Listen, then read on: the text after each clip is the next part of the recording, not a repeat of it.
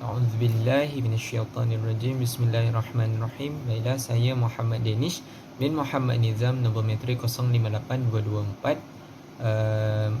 Pada video kali ini saya akan membentangkan mengenai satu hadis daripada hadis-hadis dalam tugasan kerja khusus bagi subjek hadis ahkam, di mana hadis ini di bawah bab Kitabul Haji.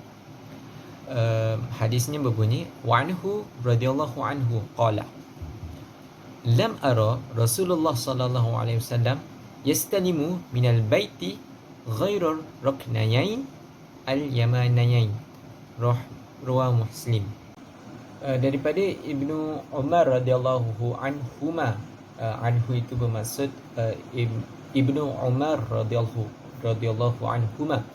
Beliau berkata, aku tidak pernah melihat Rasulullah sallallahu alaihi wasallam menyentuh sesuatu apapun di Baitullah kecuali dua rukun Yamani. Makna ijmali. Lafaz hadis ini ialah lafaz hadis yang sempurna dalam Sahih Bukhari dan Muslim daripada Tariq Ubaid bin Jarij, bahawasanya dia telah berkata kepada Abdullah bin Umar radhiyallahu anhuma, wahai bapa Abdul Rahman, aku pernah melihat kamu membuat 4 perkara yang tidak pernah aku lihat satu pun. Adakah sahabat-sahabat kamu yang membuatnya? Dia berkata, apakah ia wahai Ibnu Jarij? Dia berkata, aku melihat kamu tidak menyentuh apa-apa daripada rukun-rukun melainkan 2 rukun Yamani. Dan aku juga melihat kamu memakai sandal dan kamu mencelup warna kuning. Dan aku melihat juga kamu berada di Mekah dan orang sekitar sudah bertahalul, maka kamu tidak bertahalul sehingga hari tarwiyah. Tadi aku juga melihat kamu mencelup warna kuning, itu ialah kuning pada pakaiannya, bukan pada sandalnya. Maka berkata Abdullah bin Umar radhiyallahu anhuma, adapun rukun-rukun, sesungguhnya aku tidak pernah melihat Rasulullah menyentuh sesuatu apapun melainkan 2 rukun Yamani. Adapun sandal, aku pernah melihat Rasulullah memakainya, yang tiada dalamnya itu sehelai rambut, dan baginda mengambil wuduk dengan memakainya sekali. Sesungguhnya aku menyukai memakai sandal. Adapun warna kuning, aku pernah melihat Rasulullah mencelup warna kuning itu. Sesungguhnya aku menyukai warnanya, menyukai mencelup warna kuning itu, maknanya kuning pada pakaiannya. Adapun bertahalul, sesungguhnya aku tidak pernah melihat Rasulullah bertahalul sehingga dikirimkan kepadanya tunggangan. Diriwayatkan Imam Muslim daripada hadis Ibn Abbas radhiyallahu anhuma, sesungguhnya dia berkata, aku tidak pernah melihat Rasulullah sallallahu alaihi wasallam menyentuh sesuatu apapun kecuali 2 rukun.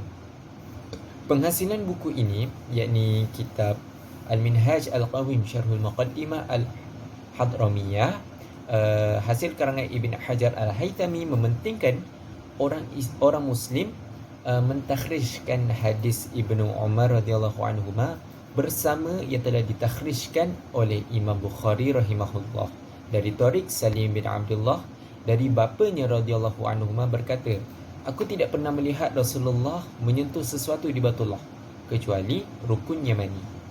Dan telah disampaikan oleh Imam Muslim pula dengan lafaz daripada hadis Ibnu Umar radhiyallahu anhuma, sesungguhnya dia berkata sama juga, aku tidak pernah melihat Rasulullah sallallahu alaihi wasallam menyentuh sesuatu di Baitullah kecuali 2 rukun.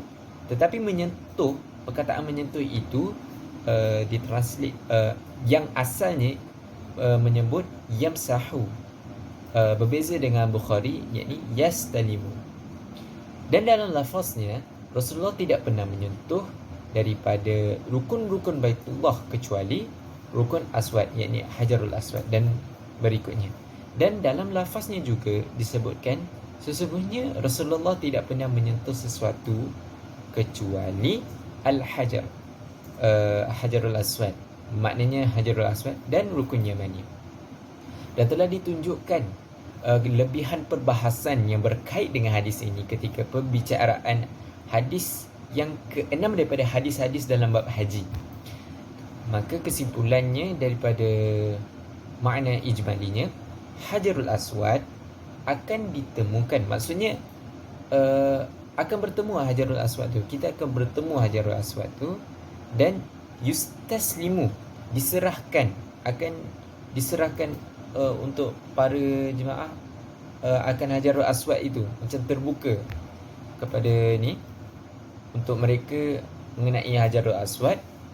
Akan tetapi tidak boleh diciumnya dan menyapunya dengan tangan, dan perlu menghadapnya dengan tangan, menghadap.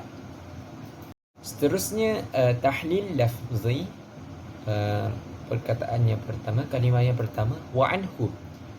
Anhu ialah daripada Ibnu Umar radhiyallahu anhuma.